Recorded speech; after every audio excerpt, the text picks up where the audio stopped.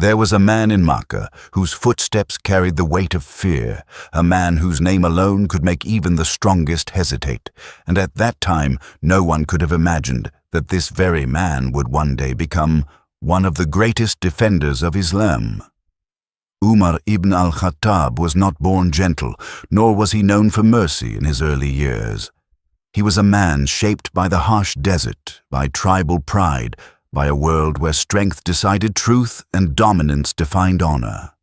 His voice was firm, his presence overwhelming, and his resolve unbreakable.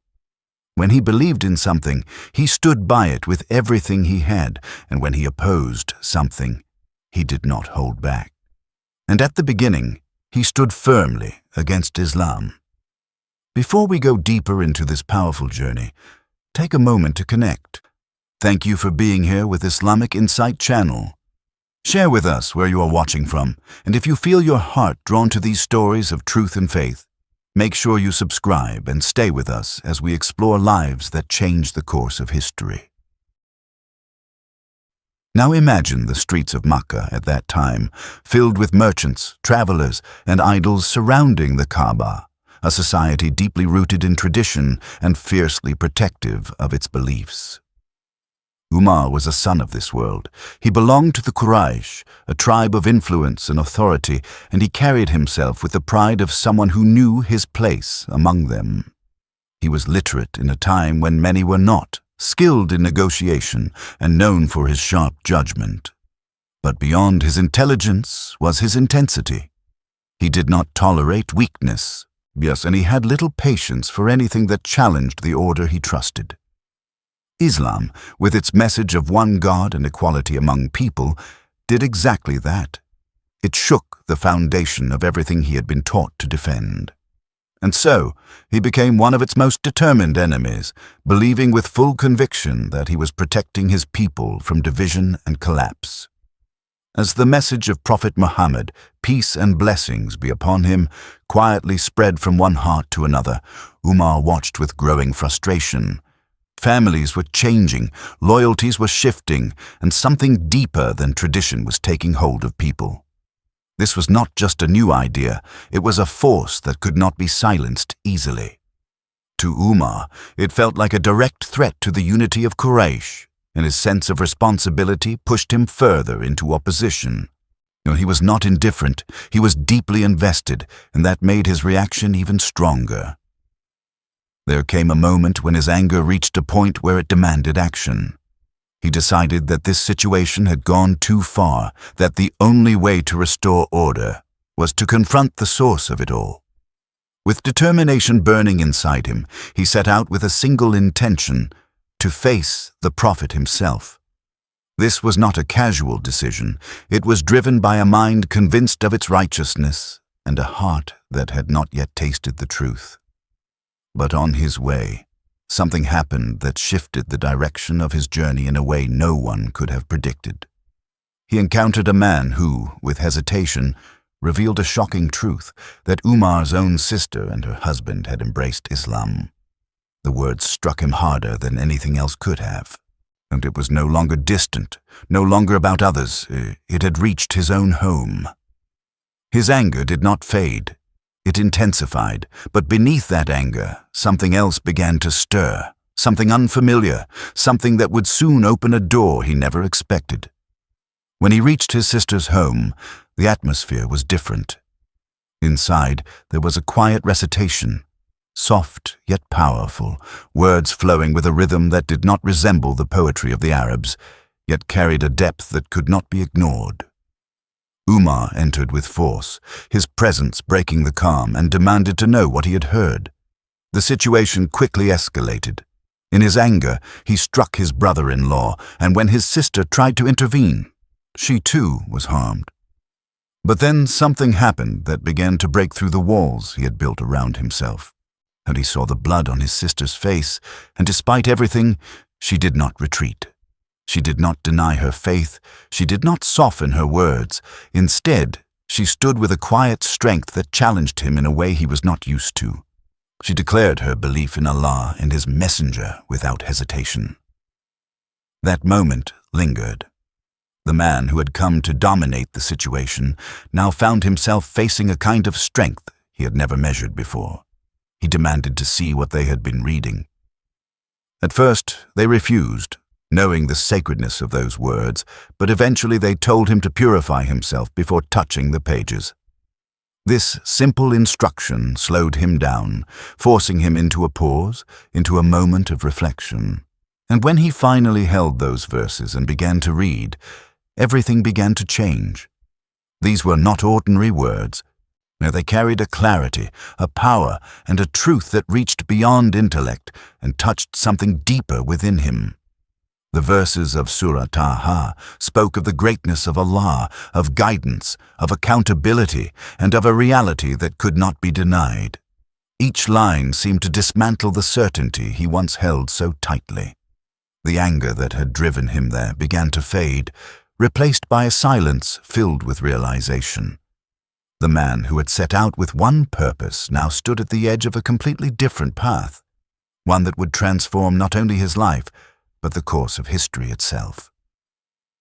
The weight of those words did not leave him. They followed him as he stepped away from that home, not with the same anger that had brought him there, but with a quiet urgency that felt unfamiliar. Something had shifted inside him, something he could not explain, and for the first time in a long time, he was not certain of himself. The verses echoed in his mind, steady and undeniable, and they pulled him in a direction he had never intended to go. He asked to be taken to Muhammad.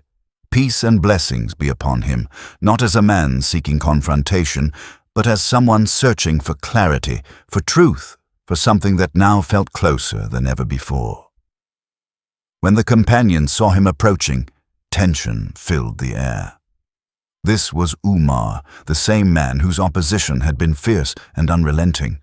But the Prophet, peace and blessings be upon him, did not react with fear.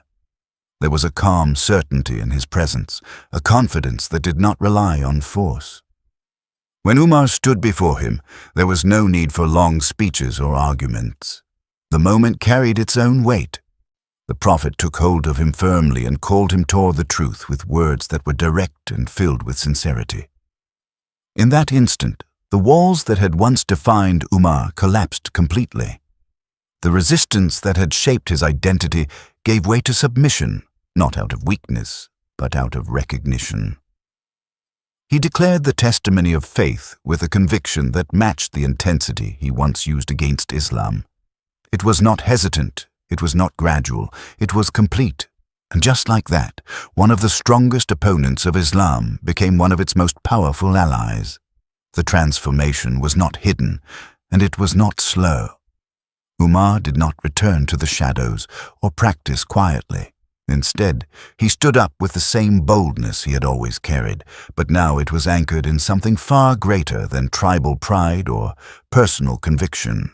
And he went directly to the leaders of Quraysh and announced his acceptance of Islam without hesitation.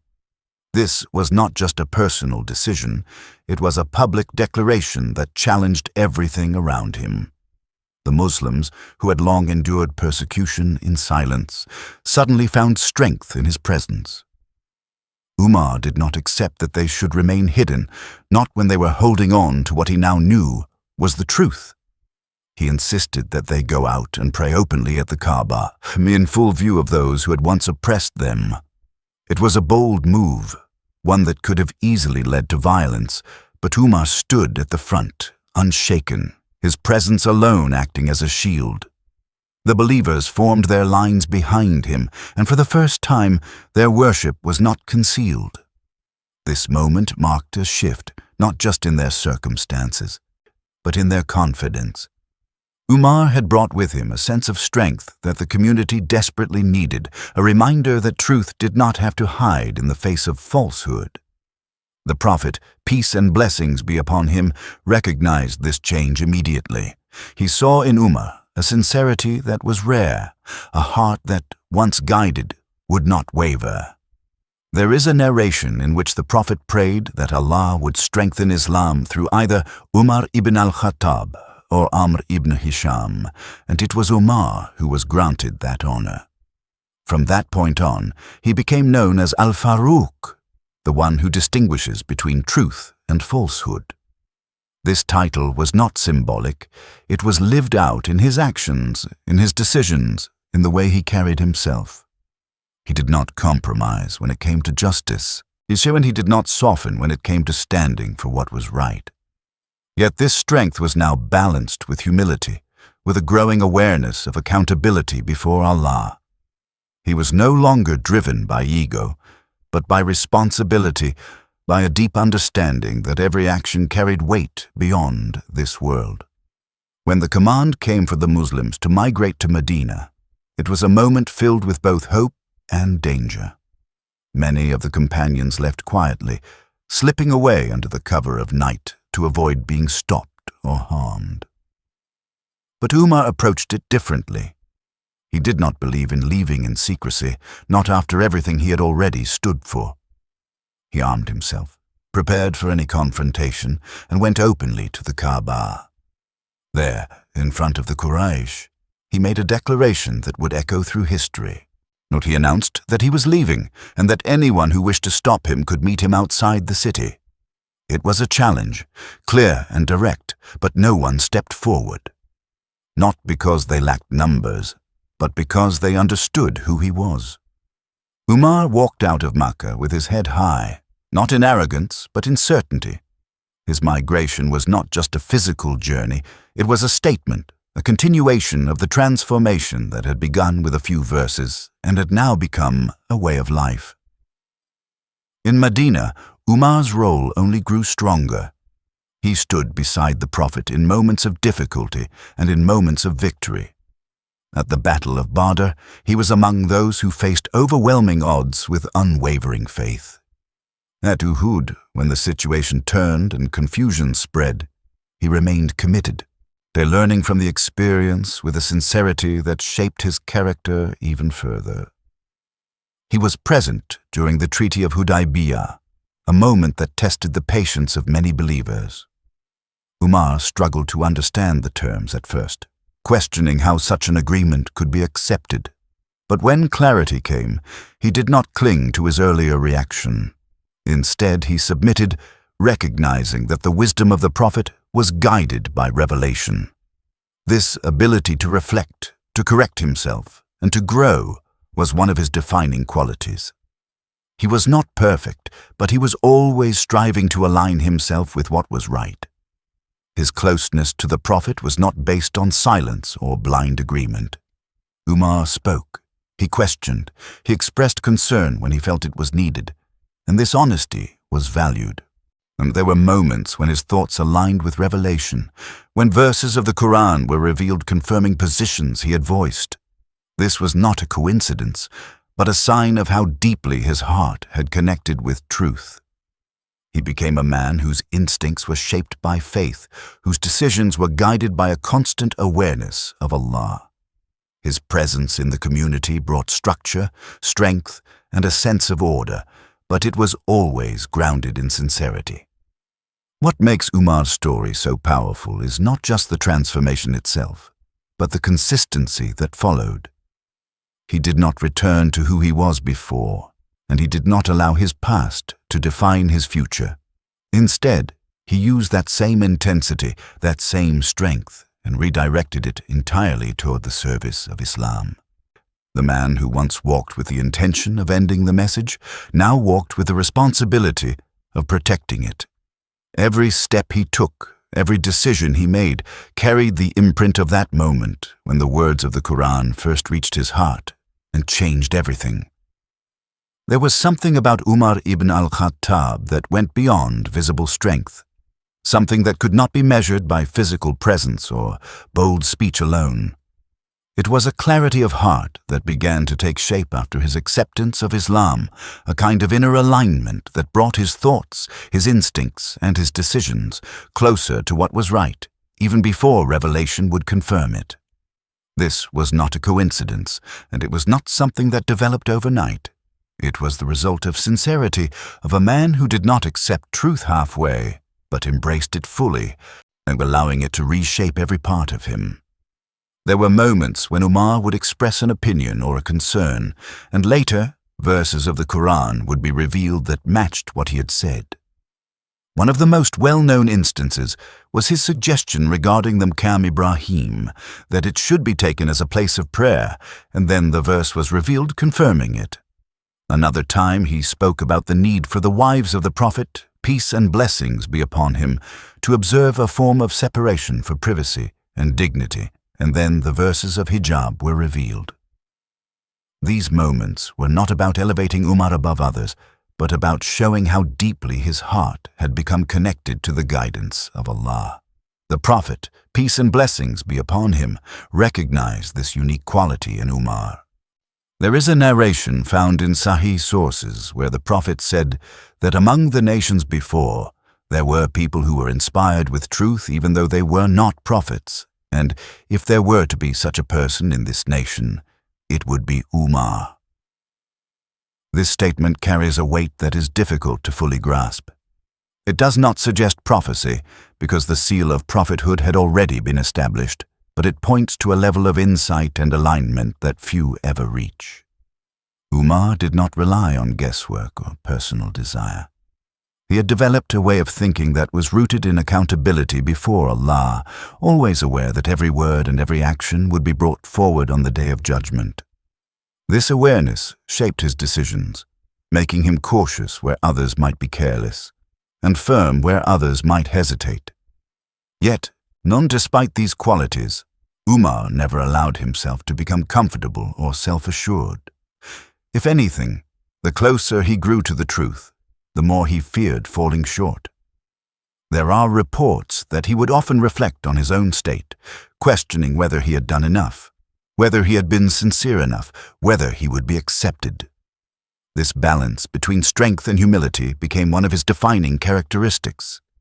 He was not a man who sought praise, and he did not measure himself by the recognition of people. His focus was always on what lay ahead, on the meeting with his Lord, and this gave his life a depth that went beyond outward actions. Then came one of the most difficult moments the Muslim community would ever face. A moment that tested not just their strength, but their understanding of faith itself. And the illness of the Prophet, peace and blessings be upon him, had begun to weigh heavily on the hearts of the companions. There was a sense of unease, a quiet fear that something was approaching, something they were not ready to face. For years, they had been guided directly by the Prophet, learning from him, relying on his presence, finding comfort in his words. The idea of life without him was almost impossible to comprehend. Umar, whose love for the Prophet was deep and unwavering, found himself struggling as the situation became more serious. He was not a man who easily accepted loss, especially not a loss of this magnitude. When the moment came, when the Prophet, peace and blessings be upon him, returned to his Lord, the impact was overwhelming. It was as if the ground beneath them had shifted. Umar stood among the people, found his voice strong, but his words reflecting a heart that could not yet accept what had happened. He declared that the Prophet had not died, that he had only gone to meet his Lord as Musa had gone before, and that he would return. Anyone who claimed otherwise, he warned, would face consequences. This was not denial in the sense of disbelief, but a reflection of love so deep that it could not immediately process reality. Umar had stood firm in battles, had faced enemies without hesitation, but this was different. This was not something that could be confronted with strength alone. In that moment of confusion, Abu Bakr stepped forward with a calm that brought clarity back to the community. He addressed the people, reminding them with words from the Quran that Muhammad was only a messenger, and that messengers had passed away before him. But he recited the verse that made it clear that whether the Prophet lived or passed, Allah remained, and the faith remained. When Umar heard these words, it was as if a veil had been lifted. The truth settled into his heart, not gradually, but all at once. He later described how his legs could no longer support him, how he fell to the ground as the reality finally took hold. The man who had moments earlier spoken with such certainty now submitted completely to what Allah had revealed. This moment revealed something profound about Umar. It showed that his strength was never about resisting truth, but about standing with it once it became clear. He did not cling to his earlier words out of pride. He did not try to defend his position. The moment he recognized the truth, he accepted it fully, even though it meant facing one of the most painful realities of his life. This ability to return to truth, no matter the emotional cost, is what set him apart. It is easy to stand firm when things are clear and stable, but it is much harder to remain grounded when the heart is shaken, when emotions are overwhelming, when everything feels uncertain. Umar's response in that moment became a lesson, not just for those who witnessed it, but for generations to come. After the initial shock passed, Umar regained his composure, but he was not the same. The loss of the Prophet left a mark that could not be erased. Yet instead of allowing that loss to weaken him, it deepened his sense of responsibility. He understood that the guidance they had received was complete, that the message had been delivered, and that it was now up to them to carry it forward. Umar stood beside Abu Bakr as the community began to stabilize, offering his strength, his insight, and his unwavering commitment. The man who once could not accept the passing of the Prophet became one of the pillars that held the community together in its most vulnerable moment. What stands out in all of this is not just the events themselves, but the way Umar moved through them. He was not distant or unaffected. He felt deeply, he reacted strongly, but he always returned to what was right.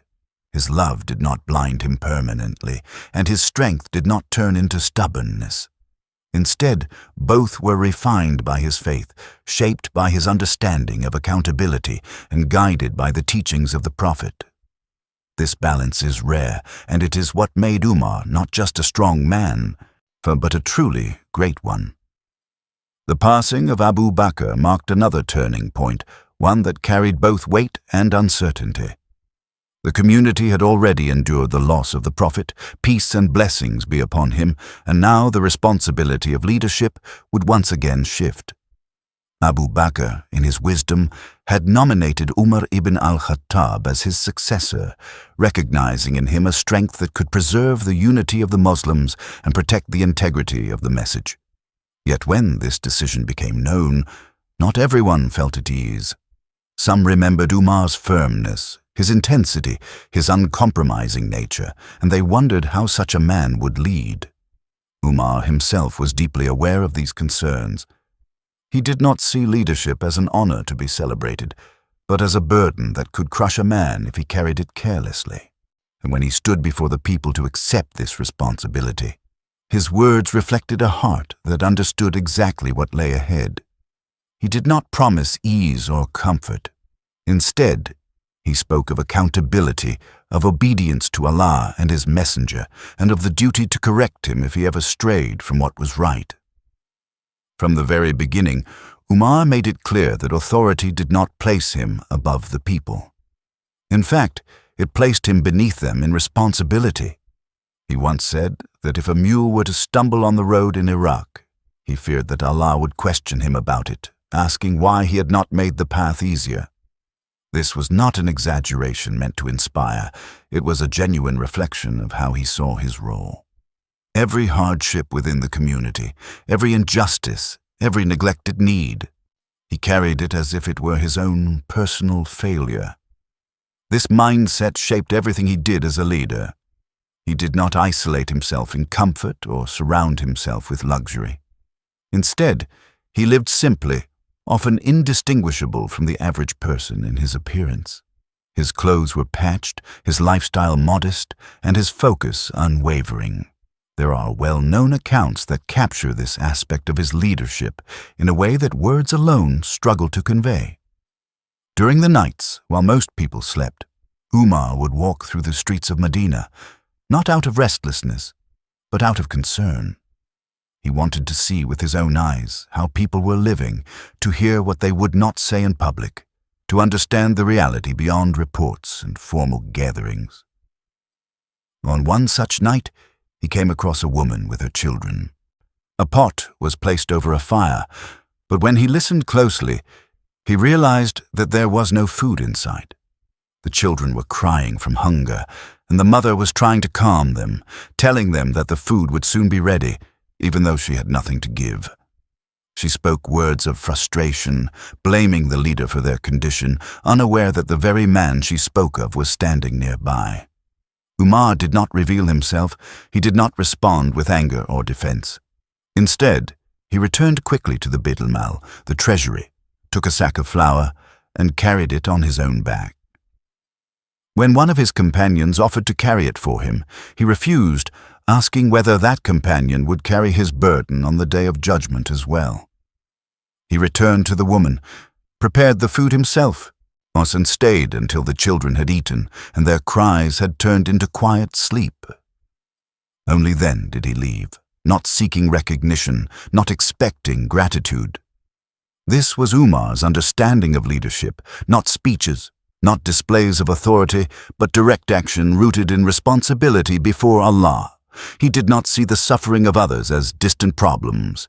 He saw them as immediate obligations. His sense of justice was equally uncompromising. He did not allow status, wealth, or family ties to influence his decisions. There is a well-known narration involving his own son, who had committed an offense that required punishment. Umar did not hesitate. He applied the same law to his own family that he would apply to anyone else. In doing so, he sent a clear message that justice in Islam is not selective. It does not bend for those in power, and it does not overlook those who are close. This consistency created a society where people trusted the system, not because it was perfect, but because it was sincere. Umar also established systems that would shape governance for generations. He organized administrative structures, appointed governors, and set clear expectations for their conduct. But he did not simply assign roles and step back. He monitored closely, holding those in authority accountable. If a governor showed signs of arrogance, if he lived in excess, or if he mistreated the people, Umar would not hesitate to remove him. There are reports that he would require his governors to declare their wealth before taking office, ensuring that any unjust gain could be identified. This level of oversight was not about control, but about protecting the trust placed in leadership. And one of the most remarkable aspects of his rule was his treatment of non-Muslims living under Islamic governance. He ensured their rights were protected, their places of worship preserved, and their safety guaranteed. There is a famous incident in which a Coptic Christian in Egypt was wronged by the son of a governor. When the case reached Umar, he summoned both the victim and the oppressor. He gave the Christian man the right to take justice into his own hands, allowing him to strike back against the governor's son. Then Umar turned to the governor and spoke words that have echoed through history, asking how he had enslaved people when their mothers had given birth to them free. This was not just a moment of justice. It was a statement of principle, a declaration that dignity and fairness are not limited by religion or status. Despite the expansion of the Muslim lands during his time, Umar never lost sight of what truly mattered. Territories grew, influence spread, but he remained focused on accountability. He feared that success could lead to complacency, that power could lead to corruption. This fear kept him grounded. He would often reflect on the day of judgment, reminding himself that no achievement in this world could outweigh a single act of injustice in the next. His leadership was not driven by ambition, but by a constant awareness of standing before Allah. What makes Umar's rule so extraordinary is not just what he accomplished, but how he carried himself throughout it. He did not seek admiration, and he did not build his legacy through grand displays. Instead, he built it through consistency, through quiet acts of responsibility, or through decisions that prioritized truth over comfort. The same man who once walked the streets of Makkah as a fierce opponent of Islam now walked the streets of Medina at night, carrying food for those in need, fearing not the judgment of people, but the judgment of Allah. As the Muslim world continued to expand under the leadership of Umar ibn Khattab, the scale of responsibility grew beyond anything the early community in Makkah could have imagined. Lands that had once stood under powerful empires now came under the governance of Islam, stretching into regions of Persia, the Levant, and beyond. Cities with long histories, complex populations, and deeply rooted traditions were now part of a rapidly growing state. Yet for Umar, this expansion was never a reason for pride or celebration in the way worldly leaders might see it. So he did not measure success by territory or numbers. Instead, he saw every new land as an added trust, every new community as a weight placed upon his shoulders. The question that guided him was never how much had been gained, but whether justice was being upheld in every corner of what had been entrusted to him. He approached governance with a level of seriousness that set a standard few could match. When appointing governors, he did not choose based on status or popularity, but on character, discipline, and fear of Allah. He would remind them before they left that their position was not a privilege, but a test, and that any injustice they committed would be brought against them on the day of judgment. He instructed them to live among the people, not above them, to avoid luxury, and to remain accessible. That he would even send individuals to observe their conduct quietly, ensuring that reports matched reality. If he received any complaint, he did not ignore it or delay it. He would investigate, often summoning both parties to Medina if necessary, determined to hear the matter directly. This was not the behavior of a distant ruler. It was the mindset of someone who understood that authority without accountability leads to corruption, and corruption leads to the loss of both this world and the next. There were moments when his decisions revealed a depth of wisdom that combined strength with restraint. When Jerusalem came under Muslim control, Umar himself traveled to receive its keys, not sending an army commander or a representative, but going in person. His arrival was simple, without display or grandeur. And he wore clothes that showed signs of wear, and he entered the city with humility, not as a conqueror seeking recognition, but as a servant fulfilling a duty. When the time for prayer came, he was invited to pray inside a church, but he declined, choosing instead to pray outside. His reasoning was clear. He feared that if he prayed inside, future generations might take that as a reason to claim the church as a mosque, and he did not want to set a precedent that could lead to injustice. This decision reflected not only respect for others, but an awareness of how actions in the present can shape consequences in the future. Despite the demands of leadership, Umar remained deeply connected to the spiritual core of Islam. His nights were often filled with prayer, his days guided by remembrance and reflection, so he did not separate governance from worship. For him, every decision was an act of worship if it was done with sincerity and in accordance with what Allah had revealed. There are reports that he would sometimes recite verses of the Quran during prayer and become overwhelmed, pausing as the weight of the words settled into his heart. This was a man who had once stood against those very words, and now they moved him in a way that brought him to stillness. His transformation was not a single moment in the past. It was a continuous process, deepening with time, shaping every part of his life. Yet even with all that he accomplished, Umar never felt secure about his standing.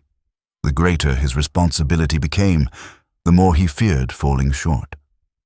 There are narrations that describe him weeping, asking whether he would be among those who succeed or those who fail, questioning whether his intentions had remained pure. This fear was not despair. It was awareness, a constant reminder that no matter how much one achieves, the final outcome rests with Allah. It kept him grounded, prevented arrogance, and ensured that his focus remained on what truly mattered. Then came the final chapter of his life, a moment that would leave a lasting impact on the community he had led with such dedication. While leading the prayer in Medina, Umar was attacked by a man who struck him with a blade. The injury was severe, and it became clear that his time in this world was coming to an end. Even in that state, his concern was not for himself, but for the community. He asked about the identity of the one who had attacked him, and when he learned that it was not a Muslim, he expressed relief, not out of indifference, but out of a desire to ensure that his own community would not be burdened with the weight of such an act. As he lay wounded, he continued to think about the future of the Muslimin. He did not appoint a direct successor in the same way Abu Bakr had appointed him. Instead, he formed a council of trusted companions, instructing them to choose the next leader through consultation. This decision reflected his understanding that leadership should not be based on personal preference, but on collective wisdom and responsibility. Even in his final moments, he was shaping the path forward, ensuring that the principles of justice and consultation would remain intact. There is something deeply powerful about the way Umar faced his end. But he did not cling to life, nor did he express regret over the path he had taken. His concern was for acceptance, for meeting Allah with a record that would not betray the trust he had carried. He asked his son to place his cheek on the ground, a gesture of humility, as if returning to the very earth from which he had been created. This was the same man who had once walked with unmatched confidence through the streets of Makkah, now lowering himself completely before his Lord, aware that true greatness lies in submission. His passing marked the end of an era, but not the end of his influence. The legacy he left behind was not built on monuments or titles. It was built on principles, on a way of living that placed truth above all else, that balanced strength with mercy and authority with accountability. So his life became a reference point for leadership, for justice, for sincerity. Generations that came after him would look back at his example, not as something distant and unattainable, but as a reminder of what is possible when a person commits fully to the path of Allah. The journey of Umar ibn Khattab is not just a story of transformation from opposition to faith. It is a story of consistency, of carrying responsibility with awareness, of never allowing strength to turn into arrogance or power to become oppression. It is a reminder that the heart, when guided by truth, can reshape a life in ways that reach far beyond what we can see. From the man who once set out with anger in his heart, to the leader who feared for a mule stumbling on a distant road, every part of his life speaks to a single reality, and that true success is not measured by what we control in this world, but by how we stand before Allah in the next.